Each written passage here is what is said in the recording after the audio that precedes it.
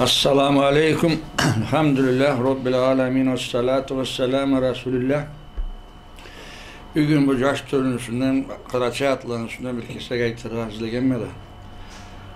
Elhamdülillah bugün keslerim yaş törü gelip mecitlerini kasaydılar kelgelleri bile namaz etelle. Şükür Allah'a tüz yolga tüzelip Karaçay atla kuratma bizni Karaçay'ın datına ittiralla bini tava çıktılar. Moskvaga barabız, Moskvaga jetmelle bağırı bir candan bolup da kayıtıp geldiler. Anıbla tavayı yerde keslerin atlarına aittir bayan Allah. Bir günlükte birleşken davulda beygiglikti. Diye duruş batan pabeda değil. Keslerin iki canı aittirip aydangan aslında Allah versin.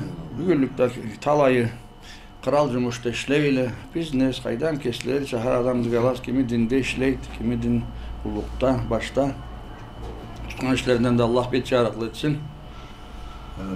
Allah'ın üstüne tağına da Allah uzak ömür versin, hülbilerimizi Allah cennetli etsin. Bir kesin bolsun, ran sırtı bolsun, tala cerlede çılıkla kurap, elektrapastukla salıp cılıklarına da karayla bir kesek aytırımız da oldu, bir kesek birbirine halat etip de koyarlar.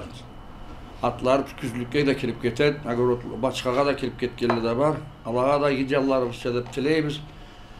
Aydan madar bolsa iymey, amallık ettirtmey, gideceğim var. Ayttatın aslında Allah versin.